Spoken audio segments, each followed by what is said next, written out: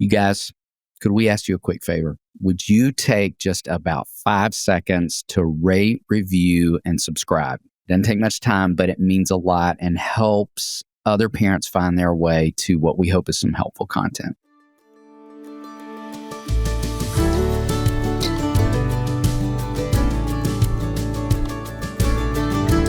Hey friends, welcome to the Raising Boys and Girls podcast. I'm Sissy Goff. And I'm David Thomas. And I'm Melissa Trevathan. And we're so glad you've joined us for this conversation. Let's dive in.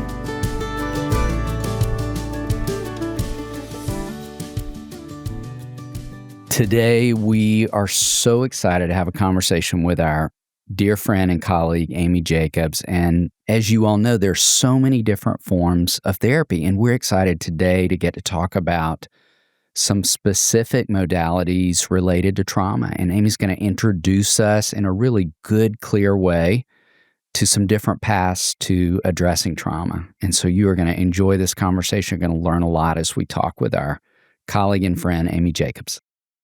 So y'all, I have to say before we start this, that our greatest fear for a long time has been that we would record an episode and not have hit record. And God was so gracious to us for it to be with Amy Jacobs and Tommy Hart. And sadly, because of it, Tommy has an injury and can't join us today. But we have the wise and wonderful Amy Jacobs back with us, who is not true entirely. A therapist at Daystar, is the groups coordinator. What are you? Director of groups. Director of groups, and our dear friend. And we are so excited to talk to you about so many things, and just so grateful for your graciousness in coming back. And anytime I can sit down with you two, I'm glad to do it. Well, us too. And we have only hit record 10 times to make sure it's working today. But it is. So, you have answered this question before, but Sure. One of the things we know is that we are always learning from these amazing kids we get to sit with. Yes. So, will you share something you have learned from a child recently? Just yesterday. Yes. I was thinking about this as I was driving here. I had a delightful conversation with an 8th grade client of mine whom I adore. And she is in a real tough spot fashion-wise, as the 8th grade girls are. Mm-hmm. And as the 54. Yeah, I was going to say the girls in their 40s are doing this, as are all of us. But she informed me yesterday. She said, slub cotton is a mom fabric. Wow. And I said, noted. And then she said, I don't want any more slub cotton. Can you talk to my mom? And I said, I will call your mom tomorrow because I'm going to. I love this. This family's been with me a long time. I can call the mom for sure. But I said, I thought about that a lot. And I thought, when you're in 8th grade, adolescence, you don't have control over so many things. And so what you wear is so important. Yes. And as a mom, I'm sure you're thinking, it's a white shirt. Right. But if slub cotton is a mom fabric, it is the white shirt you don't want to be caught dead in if you're in 8th grade. Well, I just need to say, I'm so grateful to have a sister who's amazing with fashion, because I'm not, and I don't even know what slub cotton is. Can you give us a definition for those? Well, okay. I Googled to make sure that her version of slub cotton and because that also happens with the youth. They are saying something and it does not mean what it meant when we were their age. So I said, hold, is this it? And got my iPad out and showed the picture, and she's like, yes. So slub cotton, how would I describe this? It's as if the shirt has been weathered a bit. Okay. And so there's a little bit of texture to it, and it's thinner. It's lighter. So I understand why the moms want it. It's not hot. Yes. She finds it to be a bit itchy. I agree with her. Okay. It's not as smooth as like a thick cotton shirt. And right now the kids want to wear the thickest of cotton t-shirts, like the Comfort brand that is like, I don't understand because, but my learning for this week, slub cotton is a mom fabric. You didn't know you were going to get fashion advice I and talk about brain spotting. am always getting something from these children. Yes. Always. Amen. Yeah. Well, it's big in the dad world too. And I'm going to just assume we're grouping all parents into this space, and I'm going to steer clear. I'm going to let the 8th graders have the cotton. I'm going to let the 8th grade boys have hoodies in the summer too. I don't need to wear Yes. that. Yes. They can do their They thing. can have that. And pearls. What about the 8th grade boy trend of pearls? Oh, That's is the just thing. throwing me off. I haven't seen it. Oh, do you the think it's amount of boys connected to that Bruce hoped him- Pearl? Who? Bruce Pearl, Auburn basketball. Maybe. Mhm. I do think it's tied to basketball. Anyway, we're going down a random rabbit hole. Their this morning. grandmothers may could help them out in that department. Yes. Well, as we moved from fashion to feelings, can we address an elephant in the Really room? good, A David. good bridge. That was great. Yes. I'd love to explore this territory, Amy, with you and just get your thoughts, because we, the three of us, know are currently living in a time where kids and adolescents can have, I think, a strong tendency to over-label things. So we see a lot of kids who don't say, I feel worried, they jump straight to, I have anxiety. Kids who don't report, I feel sad, they jump straight to, I have depression. And statistically, more kids and adolescents than ever do. But a lot of kids who might use that language could potentially be over-labeling or mislabeling the symptomology, what they're experiencing. So we'd love to just ask you, because you had a teenage girl who commented that if I were to say I feel stressed, no one would pay attention to me. And I had a middle school boy tell me one time that it was traumatic that Chick-fil-A was closed on Sundays. And I have difficulty with them being closed on Sundays sometimes too when I want it. I don't know if it's traumatic. So I'm curious what you would say are ways that we can help kids and adolescents just more accurately articulate their experience and without pathologizing. Sure. I've been thinking about this sort of like in a tiered way. Yes. And so it's like there's discomfort. Like I am uncomfortable with the fact that Chick-fil-A is not open 7 days a week. You know, I'm uncomfortable with being called on in class and speaking in front of everyone. I'm uncomfortable when it's time to like try out for basketball. That is discomfort, not trauma. Then there is distress. Like I am on the edge of panic. I'm really like, it is time and I don't have my passport and I'm at the airport. That's distress. You're going to miss the flight. There is a consequence for. Now, is that trauma? No. But it is more distressing than discomfort. Yes. And so I like the idea of saying, no, you're uncomfortable right now. Or this is distressing. Yes. Yes, we're going to miss our flight. This is distressing. But trauma, by definition, Peter Levine and Maggie Klein describe it as, in their book, Trauma Through the Eyes of a Child, they talk about an experience that is held in the body. And so trauma is something that has threatened the body or your system in such a way that your nervous system has overcompensated and not had a way to discharge that experience.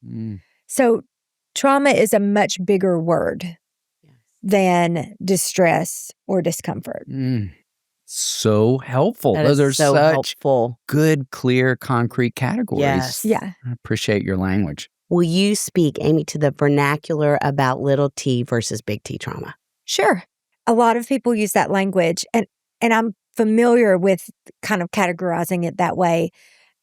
It has sort of come undone for me the more I've worked with trauma to look at it that way. And here's why. No two people experience anything the exact same way. So here's just an example. My dad had cancer and was really, really sick, and it was really brutal. It was a distressing time in life. And he died at home. with our family around, we were able to do that with him. That was not a trauma in my life. It was outrageously distressing, heartbreaking, but I was not traumatized from that experience. And here's why. I had a way to process and move through everything that was happening. Even if it was difficult, I wasn't thrown off. It didn't get me by surprise. It wasn't an attack on my body. It was outrageously distressing. That could be labeled as a little t trauma, but it was a big event in my life. Right. So the thing that has traumatized me in life is not my dad dying in front of me. It is going to the dentist. And here's why. Because when I was a little girl, my dentist, I went to this pediatric dentist. I was raised by wolves. I was just out there in the country. But no, my mom took me to town to this amazing dentist, at which point I lost my mind and screamed bloody murder like the child that you see that you feel so sorry for the mom because this child is so dysregulated and screaming her head off. That was me. And they would strap me down in the back and hold me down. And I embodied deep in myself the inability to escape. So I was held down for dental procedure, cleaning, but my mom was out. Like, my mom wasn't there with me. It was all these other people. She's in the lobby. To this day, as a grown woman who has a lot of coping skills, sometimes when I'm at the dentist, if I'm not really working hard to stay regulated, my legs will start shaking while he is cleaning my teeth, doing a normal procedure, nothing crazy. And tears will involuntarily just start rolling. And they always stop and they always give me something to help me and put a blanket on me and all this stuff. But that, if we looked on paper and said, trauma, seeing your father die at home, going to the dentist. Yes. Oh, we're going to label seeing your father die at home as the big T trauma. Not for me. The big T trauma for me to this day is going to the dentist. It really just, it's in my system. So that is why that's so helpful, kids Amy. and trauma, and it is not cut and dried. Yeah. And I've been thinking so much about this, y'all, as I was thinking about our conversation. Even this morning, it hit me. I've thought so much about how kids experience things. And we know that children who have sensory integration issues, children who have certain personality disposition to feel deeply, in the same family, you could have a child that is wildly traumatized by something. Yes. And one that rolled through it like, and we really do a disservice not holding space for, well, what actually happens in your system when we go back to this memory or that experience? It makes sense why one child that was in the car accident is doing better than the other, who can't sleep at night and won't go on the family vacation anymore, Thank you, Amy. But the body having a way to discharge it is so significant. It's really significant. Love that. That was Yeah, awesome. like Incredible. this is where my brain has been. It's Wow, so that was good. incredible, It's so Amy. good. Like, Yeah. I don't know how else to explain it than from my own physical That's so experience. of helpful. it. And I think Such it's a so clear helpful for picture of it. parents. Yeah. It's like, I think about I really have been thinking about my kiddos who come in, whose parents are at wit's end because they are so sensory. It's like their physical experience of life, the volume is turned so far up. Right. So God help us. Yeah. We hope they don't have any real traumatic experiences that would dysregulate them. So because it's going to take more Yeah. Yes. work for them to be able to manage and discharge that experience. Well, and thinking about that preventatively for parents, it means the more work we can do on the front end to help kids with sensory issues, to help kids That's right. who are neurodivergent in some way, Yes. that might be more of a tendency anyway. I think on the front end, it seems so important. And like you said, not to your mom's fault. I mean, No. I'm sure they didn't let her in that room at that point, but for the parent to be nearby, to remind the child of coping skills along the way, there's a lot we can do to shore kids up and protect them. That's exactly right. That's so important. In our world, we call it resourcing. Right. How do you resource the child? Yes. How do you give them everything they need to be propped up Yes. to hold on? And for me, a huge resource is my faith, which makes sense why my dad dying was less traumatic for me because I had this huge resource of a plan that is greater than my plan. At the dentist, as a 5-year-old girl, I could not get a hold of that. Yes. Okay, Amy, you've done amazing training and work in the space of experiential therapy. Yeah. Will you talk about just even what that is and give an example of how it works and benefits clients? Sure. Experiential therapy really it's just a way of describing the modalities and modalities is our therapy word for the ways we practice therapy, whether it's just talk therapy, whether it's CBT, where we're really doing a lot of teaching about how the brain, the feelings, and the actions are connected.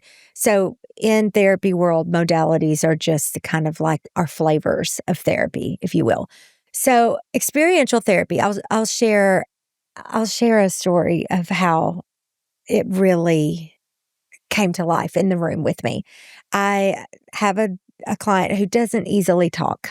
She just is sunny side up and doesn't ever have any trouble to talk about. Yet her mom has died. She's been raised by her aunt. Her dad is not in the picture. So I know that there's much to talk about. So I know that I'm not going to get there just by sitting down and asking her questions. So before she got into my office, I laid out these ribbons on the floor and made these quadrants.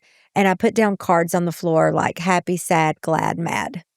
And I just said, when she came in, I said, "Oh, don't sit down. Today, I want you to go to the spot that you would say is how you feel today." Well, I knew she was going to go to glad. I mean, she's just never mad in front of me. So then I said, okay, now I want you to take one step to the right over to mad.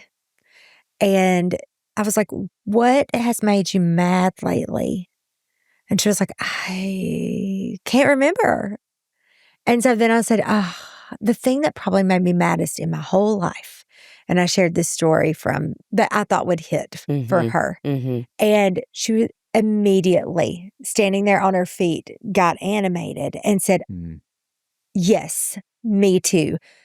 And then I was like, okay. And she started talking about that, which was more than she had said, And so I said, well, why don't you shift one more place to sad? Because I think most often what's underneath mad is sad. And ultimately, I'm sad about how things went. What about you?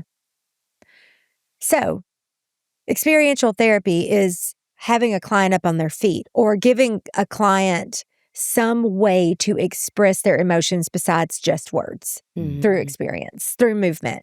And then there are even more branches of it.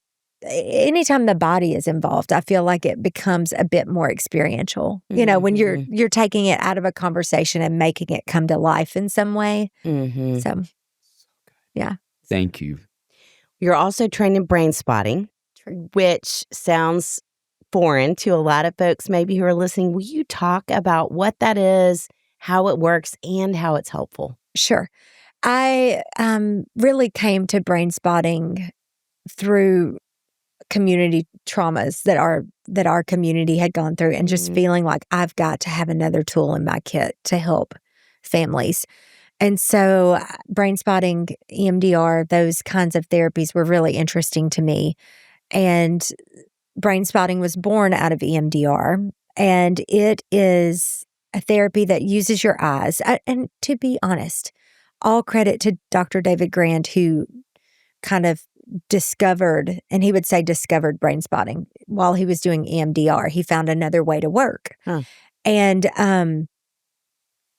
I wish it wasn't called brain spotting because that sounds a little bit like what? I wish it were called visual field therapy because we're really using the visual field. We're using where your eyes want to go. So brain spotting is really a therapy that allows things that are stuck in your system to become unstuck by using your eyes. And so you focus on where you look, and the theory is that certain eye positions are connected to the things that are stored in your body. And honestly, the way that works is, our logical brain is up front. And when we have a traumatic experience, our logical brain is really not involved in what is happening in our body. It is a fight or flight moment, and most often there is no access to the logical part of ourselves. So when we experience something that is wildly overwhelming, the thinking part of our brain, the cortex, goes offline. It is not accessible to us. And the deeper brain, which is at our brain stem or at the base of our neck, it's like it's getting this information in a way that is raw, that it has not been filtered through logic. It is a physical and emotional experience that if you have ever been in a traumatic experience and you feel that sensation in your body where it's like your body drops out, like you've just gotten the call, you've just seen something hard, it's not logical. It is physiological. It's happening to your whole body. And so when you use your eyes the way we're beautifully designed, how cool is it of God that you could use something He's already given you, like your eyesight, to something so non-invasive, something so gentle to process the most difficult experience of your life. How generous of God to give us that. So maybe when you guys have been talking about something really difficult, you might notice that your eyes, sometimes you break eye contact and you're just looking. The theory is that's where your eyes want to go, to be able to go where you're going emotionally. And so it sounds corny or crazy or woo-woo at first, but it's grounded in how the brain and body actually process experiences, especially something that's overwhelming. And so it gets into the deeper system. And so when I'm brain spotting with adults or kids, it's so gentle. And as they start to talk about something distressing, usually I see them look away from me and look to a place in my office. And I just invite them to keep their eyes where they are and notice what's happening in their body. And most often, I'm telling you, 9 times out of 10, tears begin to roll. Wow. And there is something so healing in that. And I think what's also healing is the attunement, which is a therapy word for the connection and this feeling of, I am in sync with you. And so what we know about nervous systems is, and co-regulation, and we know this from babies, is that if you want your baby to calm down, you put them on you, you begin to co-regulate. You are loaning your nervous system to your child.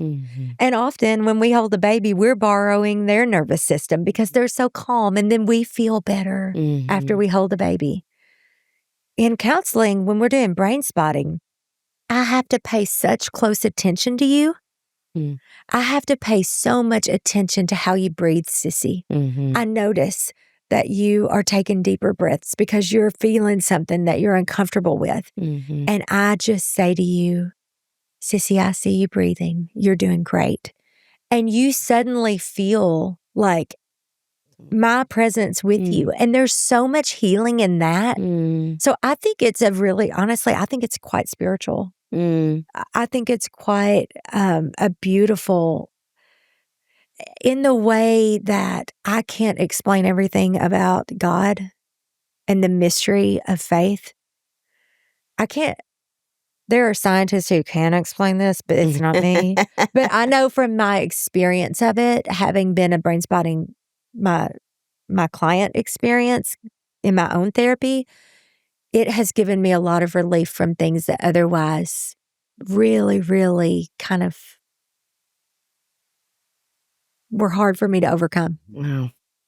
Gosh, you explain that beautifully, Yes. Amy, and I've never heard it explained in a faith context. I Me love either. the way you talked Yeah, about me that. too. Well, as I've just finished my certification process, and Congratulations. in doing so, I worked with Dr. Martha Jacoby. She's in New York, and she is the pastor of the church in Times Square. I can't think of the name of it, but it's the one from 9/11 that didn't get blown away. Yes. And she is a pastor there. Wow. And she has walked with me for the past year in helping me get certified and really training me. And every single time I met with her, I felt like I had been to church because her presence with me was so settling for my system, but also just knowing that we shared a faith and that she really brought the spiritual aspect of brain spotting to me, and said, and it makes sense to me. It's like,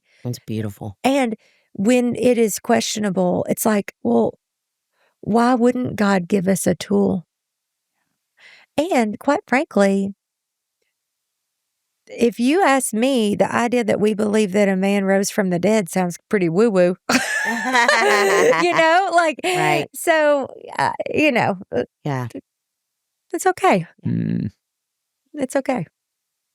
I'd love to ask you this as a follow-up, Amy. If parents are listening whose kids have been through trauma, what are some ways you would say they can support them at home? I want you to go to Amazon.com right now and buy the book, Trauma. I believe it's Trauma Through the Eyes of a Child or Trauma Through a Child's Eyes, but it's by Peter Levine and Maggie Klein. And it has really, really practical examples, practical tools for helping children work with trauma. And if we have show notes, we could, can we link to it? That would be amazing. Yeah. It's Trauma Through a Child's Eyes by Peter Levine and Maggie Klein. It was super helpful for me. I bought it after the Covenant shooting that we experienced here in Nashville with our community. I got a copy of that and I found it to be so helpful in giving parents like, okay, try this, try this. So first, you got to get your head around trauma and what trauma responses are. And you've got to get a therapist to help you, a professional who's trained in trauma-informed therapist. That's my next question. How do they find their way to a therapist who can help? And what if kids resist? So I would say we were looking for, as a parent, if you are vetting therapist to work with your child, I want someone who is trauma-informed, and I want to know how, not just because we don't spend a lot of time in graduate school, like weeks on trauma. You would think we would, but that's not where you get it. The therapist is going to get their real trauma training in their specialty, like in the CEUs that we pursue. So I would not be ashamed or hesitant to ask, can you tell me about your specific trauma training? And I would do my research to find somebody who has really done some work with that, because we think, oh, they need to talk about this so they can get it out of their system, right? That seems logical. But because of the way trauma works as such a body experience, talking about it and not giving them a way to then move through it and move it out of their system just brings all that right back up. And we have left them. And we've left them with no way to discharge. So I'm looking for a therapist who is trauma informed, but also has some specific training around trauma, whether that be experiential, brain spotting, EMDR, some kind of modality that is trauma informed. Now, okay, for the parent who's listening and says, I'm in Smithville, Georgia. I just made up that city. But there's 2 therapists in town. Is it better to go to therapy if I can't find a trauma-informed therapist than not do it? Does that make sense? Yeah. That's hard because therapy's amazing when you have a good therapist. Mm-hmm. And we know that it can be not so amazing. We've had children who come to us because they've had a bad experience somewhere else. And I want to remind parents that you are your child's greatest resource. It would be better. This is my opinion. Okay. This is just my opinion. But if you read that book cover to cover, you might be more trauma informed than someone who just walked out of a therapy program in graduate school because of the time, because it's such a wide net that they cast in graduate school. So the more you can know about trauma, and you can certainly, there are a zillion podcasts. You can resource yourself as a parent. Do not feel like it is outside of your reach to get the tools to help your child without having a 5-star therapist in your town. You know, like if you simply look for some therapy podcasts that are trauma-based, you will learn so much. And I encourage you to hold it all real loosely. Take it all in. You know your child. Nobody knows your kid better than you. So if you have podcast books, go on YouTube and look for Peter Levine talking about trauma and the body and listen to one of his lectures. You'll be better equipped than a therapist who is not trauma informed as far as knowing what to do with the trauma. Often I am saying to parents, get them moving their body, walk and talk because of the bilateral stimulation and the way that it regulates. Take them outside, have them jump on a trampoline. Let's talk about this hard thing and then let's jump. And jump with them, you know, and jump it out, you know, like just don't get them revved up and then leave them in their little bodies revved up. So in the counseling process in general, if kids are in counseling, are there things that parents could do, shouldn't do maybe, should say, shouldn't say, that would help further or get in the way of the process? I'm remembering my colleague Tommy and I, who is supposed to be here with us today, but has fallen ill because he's 38 and he hurt his ankle. Tommy and I work with a family who had 4 children who went through a mass shooting at their school. And mom and dad are looking at us saying, what should we do tonight? Like, how do we do this? And you don't want to leave a child alone with that. So, but you also don't want to stare them down and say, how are you? How do you feel? So we said, what if you set up your living room furniture such that this couch means I'm totally cool. This couch means I'm a little scared. This couch means I'm super scared in your living room. And you just ask some questions. Make everybody get in the middle of the room and say, okay, on the count of 3, run to the chair that represents how you feel about what happened today or how you feel about going back to school. Who is nervous to sleep tonight? And you guys move too. Like, you guys move too because you are scared too. Show them, like, yeah, me too. We're going to get through this together. So sometimes I will say to a kiddo, if this side of my room is, I'm so glad to be here, and this side of my room is, this is the last place on earth I want to be today. Pick an object in this room that tells me where you are. That is so non-aggressive. Right. That is so different than, are you glad to be here with me? they don't know, they're not going to tell the truth. Mhm. Like that's too much. But if I'm saying, I am about to that window, David, today, that something about that is less offensive or is easier to say. Yes. That's great. Does that make sense? Oh, yes. I love it. Well, for the parent who's listening, who feels like their child has certainly encountered trauma and they're on this journey and feels like, will they ever recover? Will you end our time together by offering some hope? Slow is fast in working with trauma. And you want it to be. Because fast will cause harm. We have to trust that the system is doing what the system can do as it can do it. So trusting the process is so something we say all the time, but so utterly important. I have a client who went through a horrible, horrible medical trauma as a 9-year-old girl, almost in a coma-like experience, but was conscious. And has a lot of trauma from that experience of being in the hospital and losing all agency. And we have to remember that trauma is a loss of agency.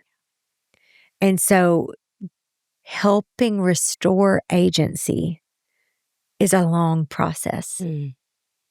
Sometimes a lifelong process. That doesn't mean it's always going to feel like day one.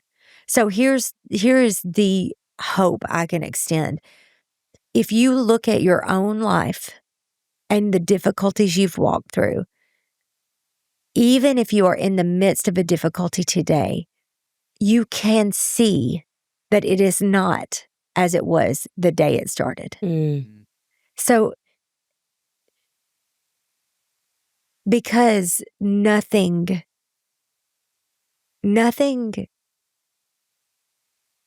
the truth is the only thing we can't change sometimes. Like we are going to move forward. Time moves forward. We move forward.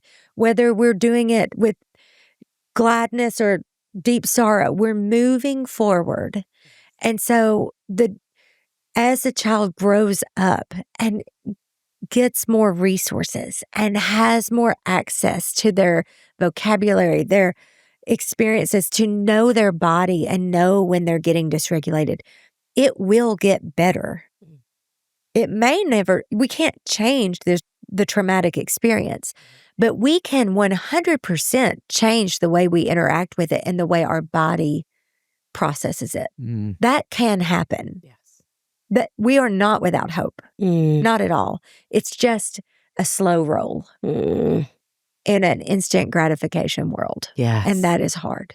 And we are not without hope. We are not. No way. Amy, thank you. Thank you for having me. I'm sad we couldn't have Tommy with us today because he has so many brilliant things to say about this work and is such a gifted therapist. Yes. Well, we are very grateful for both of your work in this space and the difference you're making to so many kids. Thank you. Thank you. Just thankful to know you too, friend. Same.